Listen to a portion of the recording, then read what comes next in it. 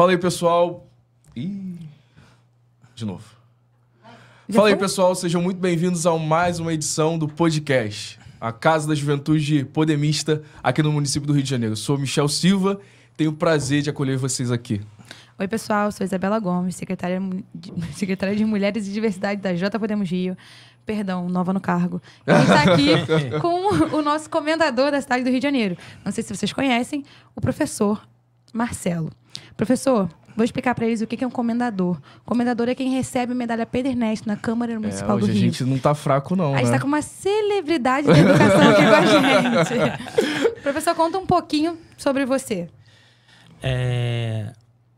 Sou nascido e criado na Vila Cruzeiro, moro lá até hoje, só não vou falar o tempo, para não falar a minha idade, né? Vou manter a ideia da juventude, né? Tô com 2 jovens aqui, então é mais ou menos por volta de mais de 30 anos, né? Não vou dizer, né? Menos de 50. Não precisa se alongar muito, não, fica à vontade. Então, sou nascido e criado na Vila Cruzeiro, sou filho, né, de uma mãe separada, Dona Eni dos Santos Martins, nascida e criada ela nasceu no Espírito Santo, veio para o Rio de Janeiro com 12 anos de idade para trabalhar em casa de família, né? Seus pais tinham falecido, ela tinha 5 anos, então ela aprendeu a ser adulta com 5 anos de idade. É diferente um pouco da minha realidade, né? Que eu aprendo a ser adulto com 9, porque foi quando meu pai se separa da minha mãe, né? Deixa ela com 3 filhos e foi viver a sua vida e a gente teve que ralar um pouquinho. Com 9 anos de idade eu tenho acesso ao meu primeiro emprego. Meu primeiro emprego foi catar merda de boi para poder tomar um café da manhã. Então eu fui criado na dificuldade, né? A dificuldade me forjou para ser quem eu sou hoje. Me ensinou muito. E dentro disso eu tive várias experiências. Eu também trabalhei vendendo fruta no sinal, né? Na verdade, cestinha de caju na época. Hoje vocês quase não veem mais essa cestinha. Então vendi cesta de caju no sinal na Lagoa. Também vendi chocolate nos sinais em Niterói, mais pelo calçadão do que propriamente pelos sinais, né? Mas vendi muito isso. Já vendi muito docinho em tabuleiro na própria Vila Cruzeiro, em todas as suas vielas do Complexo da Penha. Fui marrequinho das sendas, mas paralelo a isso, minha mãe sempre nos incentivou a estudar. A minha mãe era aquela que muitas das vezes deixava de comer a sua quentinha dentro do hospital que ela trabalhava, que ela trabalhou na posse, né, de faxineira, auxiliar de serviços gerais, e muitas das vezes ela deixava de comer para levar a comida para dentro de casa. Então eu sou esse jovem, né, que eu ainda me considero mais jovem, favelado, negro, não podemos esquecer isso, né? E que foi forjado dentro das dificuldades e entendeu qual é o seu papel dentro da sociedade. Hoje, sou professor de matemática, né? Há um bom tempo.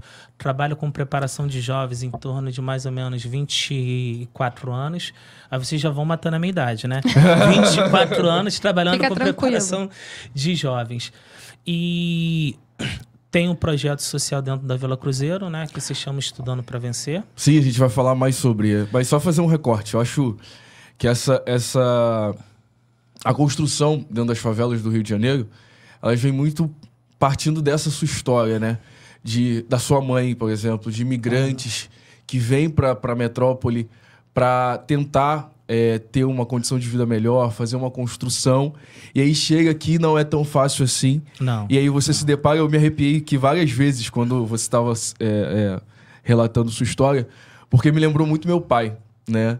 Que veio do Morro da Mangueira, que era o mais velho de 12 irmãos, que teve que fazer essas construções. Então, quando a gente vê, por exemplo, eu sou de 2000, né? Eu sou favelado, nasci dentro de uma realidade difícil, mas eu não passei por metade que você passou. Situações diferentes. Eu acho que são tempos diferentes, né? Tempos diferentes. São tempos diferentes, mas que ainda continuam a nos marcar. Com certeza. Né? Você, dentro da sua realidade vencedora, pode ter transmitido essa característica para muitos jovens que participaram do seu projeto, né? Claro, dessa construção do seu projeto. De que uma coisa que meu pai falava muito é que, olha, você tem dificuldade, mas você não tem tanta dificuldade quanto eu passei, por exemplo. Hoje eu acho que a vida é um pouco mais fácil dentro dessa realidade. Eu acho que a gente vive muitos reflexos ainda de falta de acesso, de serviços públicos, de uma educação de qualidade. A gente vai falar muito sobre a educação aqui hoje. Mas essa sua história, ela reflete um passado muito forte, né? Muito marcante. Principalmente na favela, né? Que é onde você mais atua. É o local mais difícil. Não é nem atuação, mas é aquilo que ele é. É o local onde ele foi condicionado a estar. Né? Eu também vendi muito jornal, né? Em cima do caixotinho de banana. Tem até uma história engraçada, né? Quando eu falo muito para os meus alunos dessa fase que eu trabalhei vendendo jornal, é que lá na Vila Cruzeiro tinha a esquina do pecado. Ah, é? A esquina do pecado. Conta melhor pra gente isso. Onde ninguém queria estar, onde tinha muitos mortes, né? Onde se executava os rivais, né? Na época no tráfico. Então, minha mãe uma vez foi lá me buscar. Né? Eu saí de casa por volta de 4h30 da manhã, peguei meu caixotinho de banana e fui pro ponto esperar o jornal.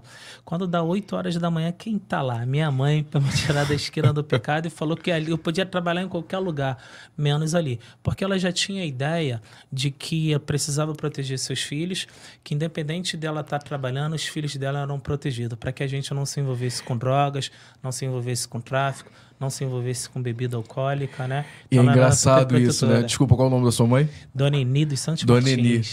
Toda comunidade tem uma Dona Eni, tem uma Dona Nilma, que diz, ali tu não vai, ali tu não passa, se eu contar... né? Tu não olha assim, você desvia e tal. Porque é isso, né?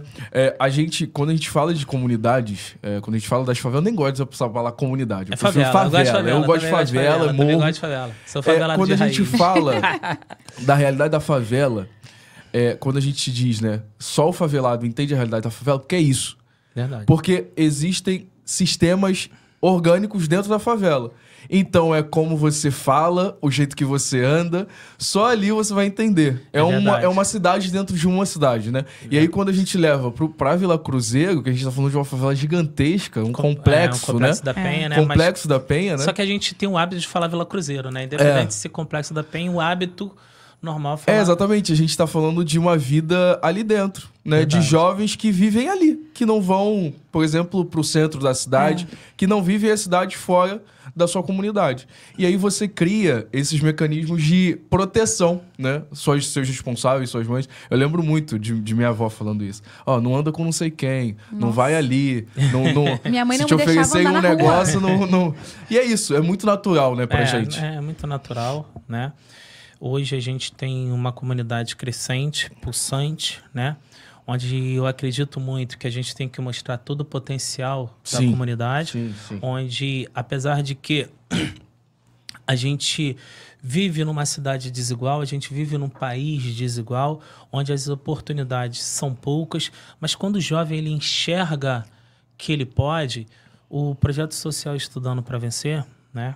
Que foi criado em 2011, ele tem essa perspectiva. Primeiro, resgatar a autoestima dos alunos, resgatar a autoestima da juventude, mostrar o quanto eles são capazes, melhorando a sua educação, sua postura, entendendo que algumas coisas requerem sacrifício, né? Não existe vitória sem luta, não existe campeão sem sacrifício. E também trazer esse pertencimento para eles, porque muitos deles não acreditam que eles conseguem chegar lá, né? É isso. Verdade. É isso. Qual foi o estalo, assim, que você teve? Cara, preciso mudar essa realidade, isso aqui tá difícil, eu tô vendo, sei lá, tô perdendo gente, o jovem tá se escambando para outra coisa.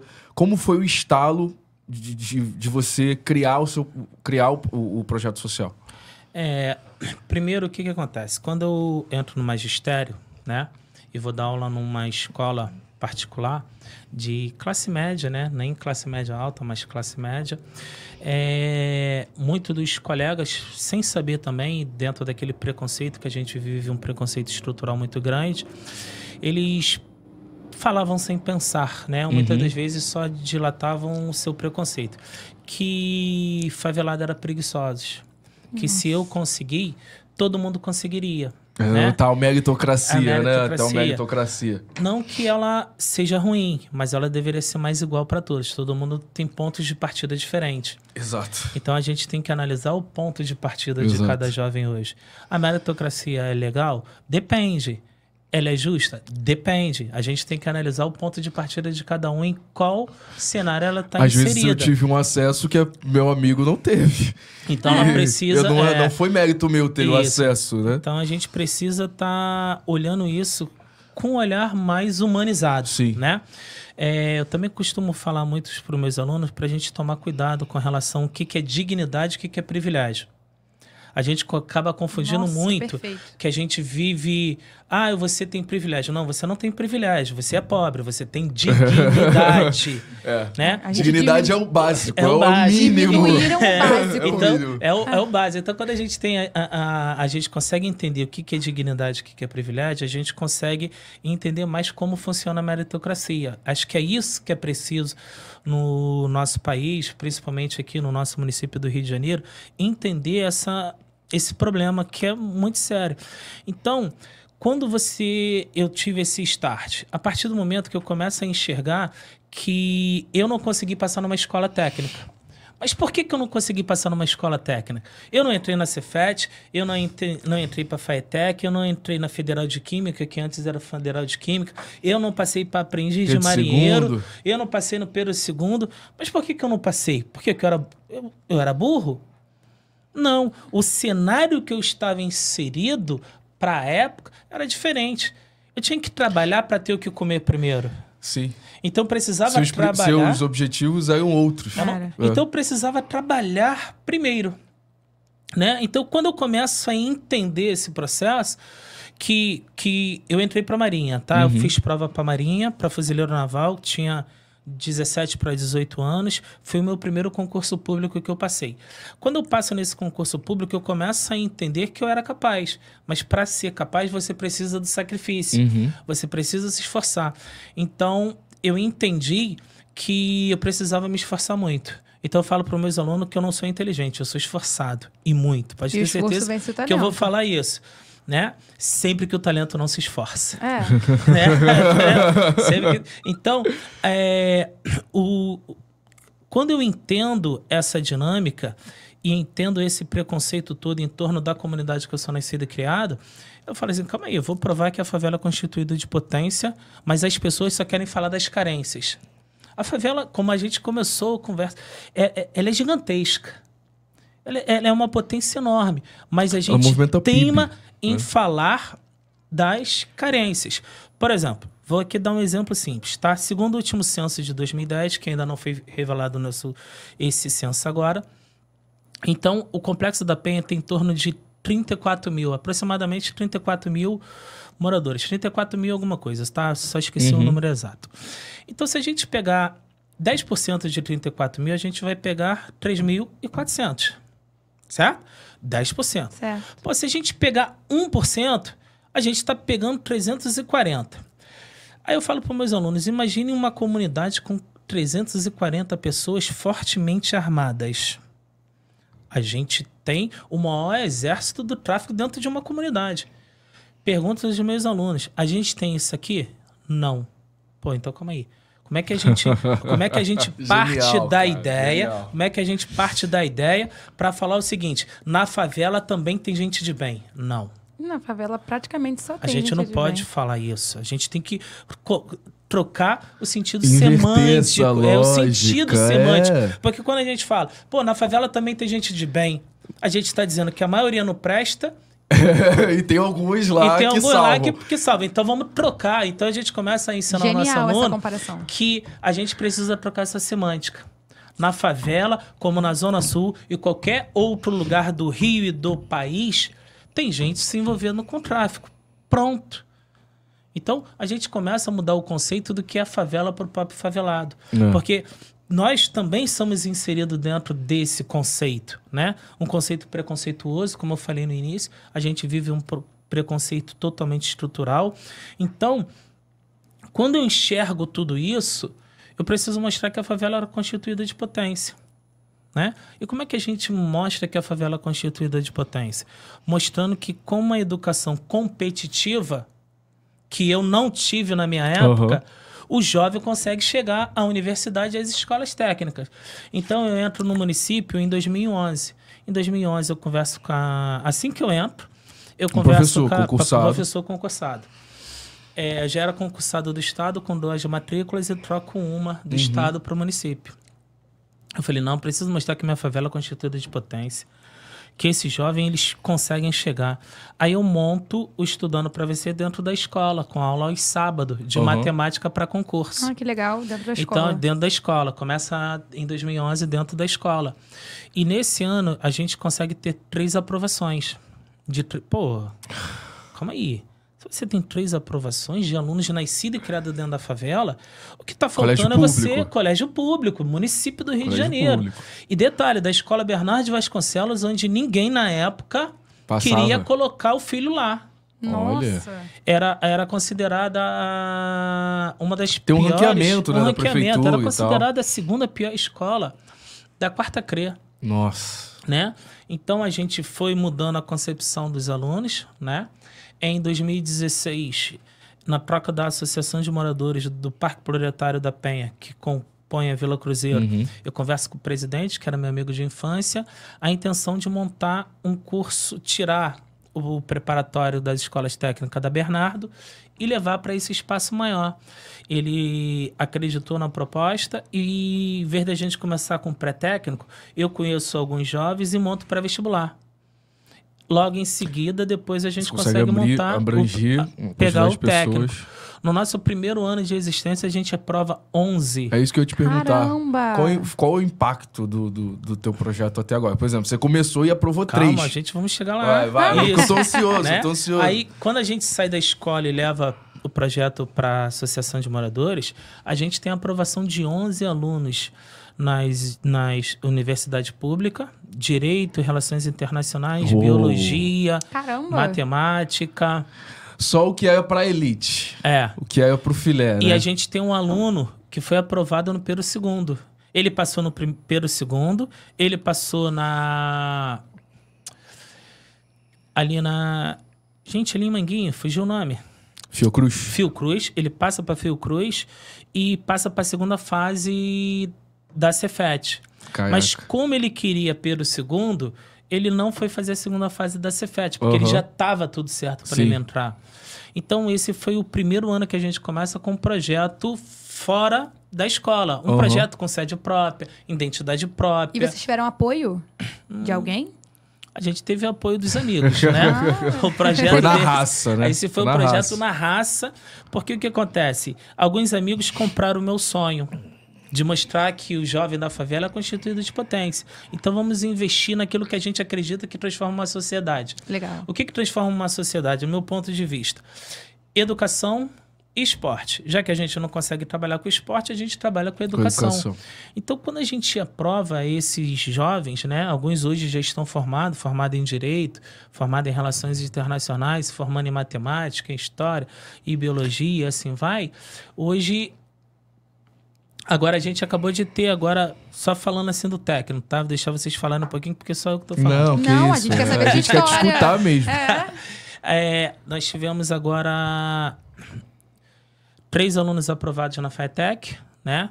Tivemos alunos aprovados em Pedagogia na UERJ, Química na UERJ, Farmácia na UFRJ, alunos com notas bem altas na redação, 980, 900, 840. Ou seja, você está conseguindo realizar seu desejo de inverter a lógica.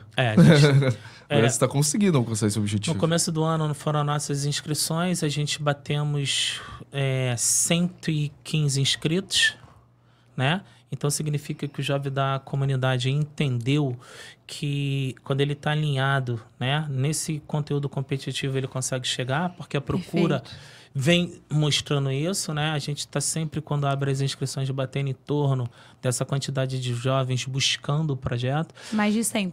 Sempre mais de 100. É muito legal isso. Desculpa, só para complementar. Essa importância do professor para dizer para o jovem favelado, olha... Você é potência, cara. Com certeza. Vambora, desperta. E isso aconteceu na minha vida também. Precisei até mandar um beijo pra minha professora Clara, professora de português do 7º ano. Tava lá, capengando ali e tal. Ela olhou pra mim e falou, Michel, vambora, reage. Não sei o que, você consegue, vambora. E é isso. Muitas das vezes a gente precisa de um incentivo, porque a gente tá dentro de uma realidade que nem tanto nos favorece. Mas aí quando vem um professor, e aí dentro da sua história, então, impacta ainda mais. Né? Você se torna referência.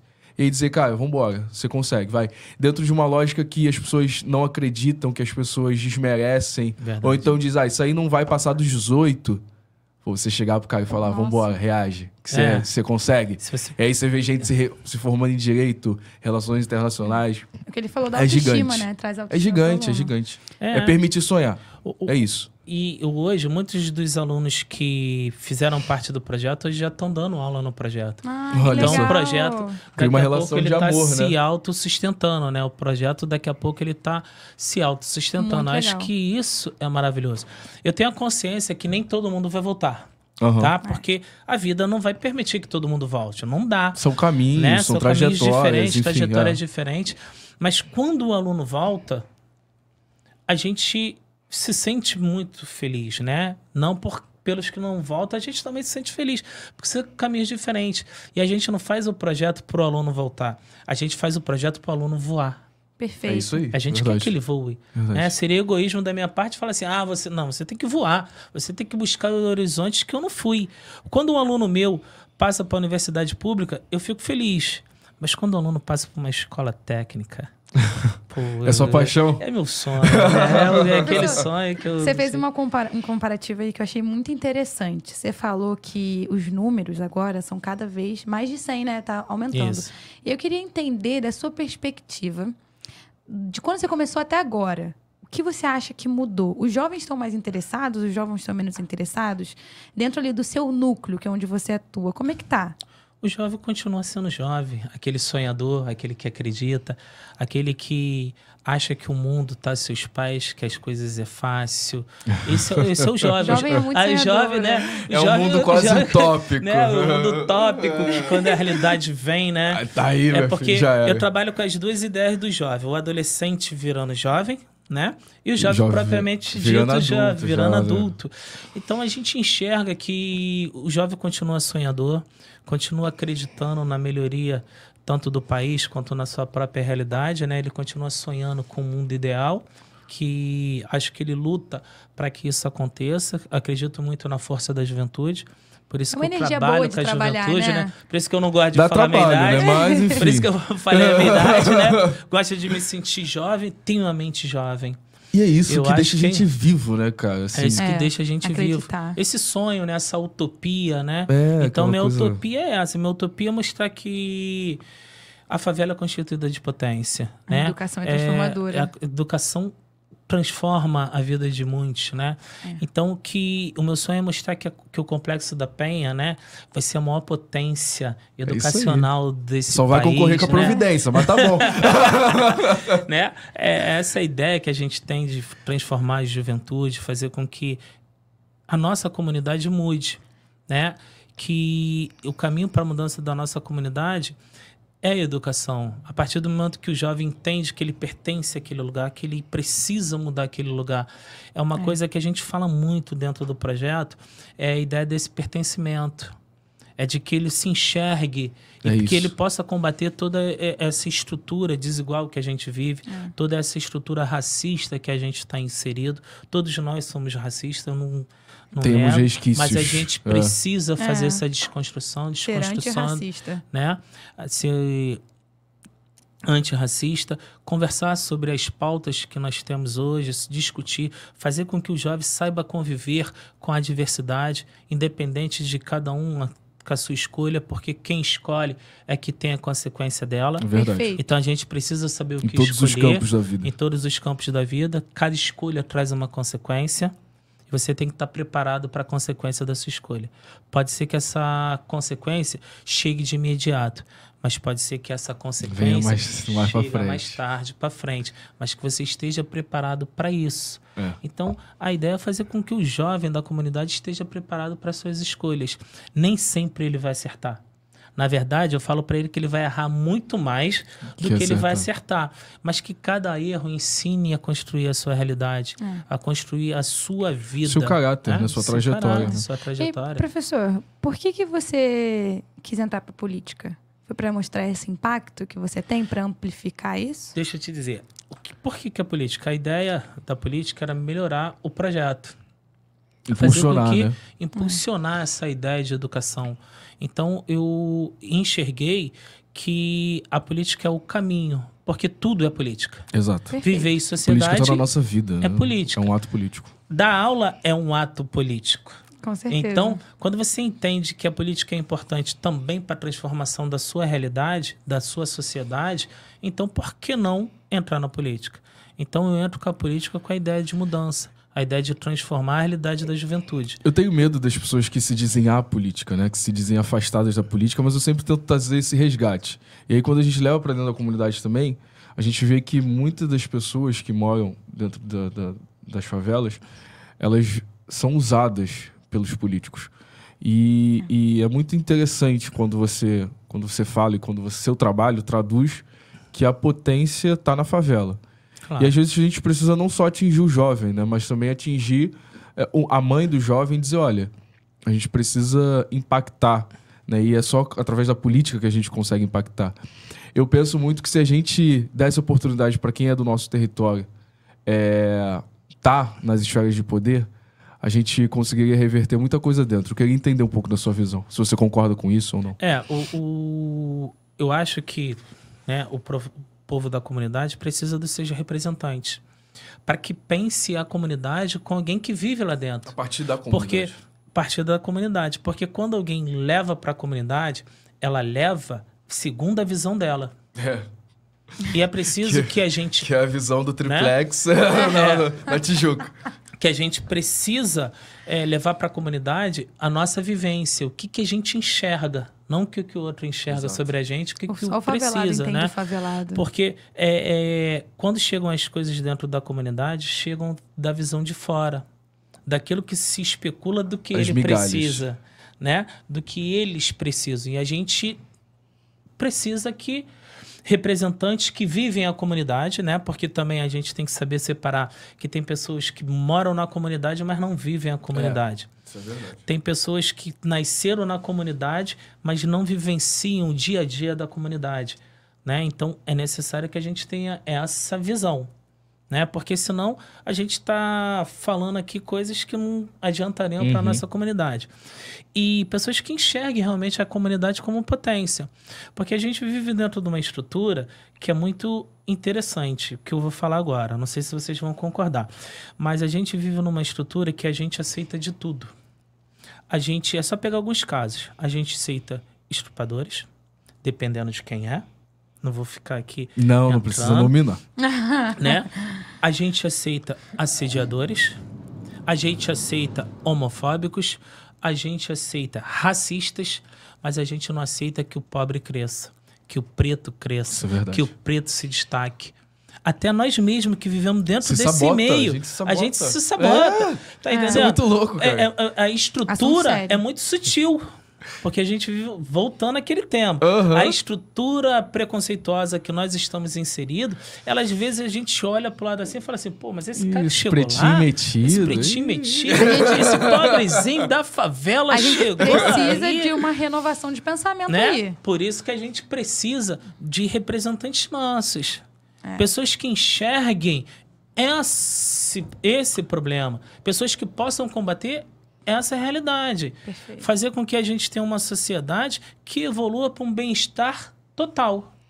Não é você poder ter o seu conforto e eu não, né? Vamos voltar. Você ter a sua dignidade e acreditar que a sua dignidade é um privilégio que você tem. É um lugar bem difícil. Hoje, as pessoas vivem sem dignidade e aquele que tem a dignidade acha que é privilegiado. Exato. Nossa, eu faço essa comparação sempre. Então, porque a gente acaba achando, pô, eu sou privilegiado.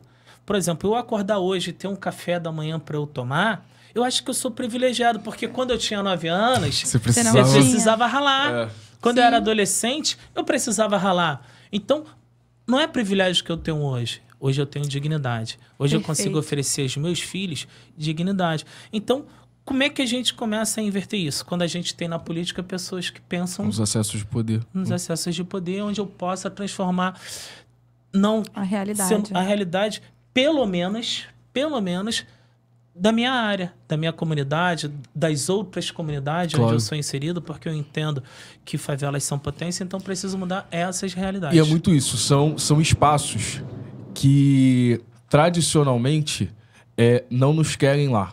Não, Né? São espaços que naturalmente nos afastam. verdade. Né? A gente tem muitas realidades aqui de racismo, e aí a gente vai até descambar pro racismo estrutural, por exemplo, Que a gente está inserido. que a gente está inserido. E ele é tão sutil que a gente nem Exato, percebe. exato. Sim, mas trazendo aqui para a lógica das estruturas de poder, né? Dentro da Câmara do Rio de Janeiro, por exemplo, a gente não tem representatividade suficiente Não tem. para que a gente pudesse brigar, por exemplo, para melhorias para Vila Cruzeiro. Não só para Vila Cruzeiro, como as demais comunidades Sim, do Rio de Janeiro, onde é grande parte, né? É a gente ter uma visão dentro das estruturas de poder. Né? A gente Verdade. ter uma visão do favelado dentro das estruturas de poder. É dizer que, olha, calma aí, isso aqui não. Isso aqui vai afetar minha comunidade de uma vai- forma extremamente Verdade. feroz. Muita gente vai sofrer com isso aqui. E hoje a gente não tem. É, verdade. Perfeito.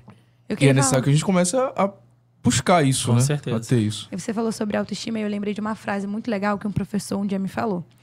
Você é do tamanho do seu sonho. Verdade. E eu acho que essa mensagem é muito importante para toda a juventude, porque por mais que eu tenha vindo de um lugar, Michel de outro, algumas pessoas de lugares piores e outras pessoas de lugares melhores, a gente consegue chegar lá. E isso principalmente vem através da nossa consciência. A política, educação e tudo mais.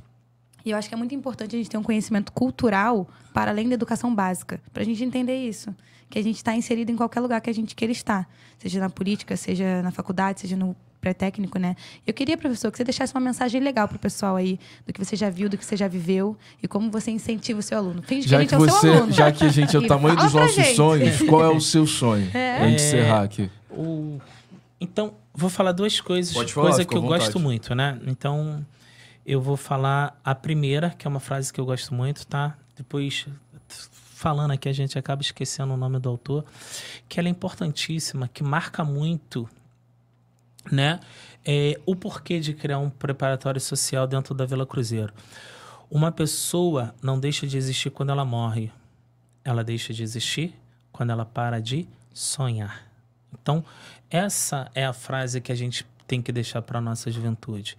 Eu posso morrer, mas eu não vou deixar de existir, porque o meu sonho está em alguns jovens que eu plantei isso. Uhum. Então é importante isso, que a gente sonhe, porque a nossa vida é constituída de sonhos.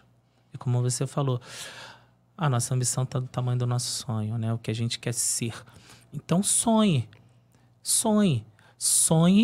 mas não deixe de praticar aquilo que vai levar ao seu sonho. Um exercício O diário, exercício né? diário para que leve a Aconteça. esse sonho.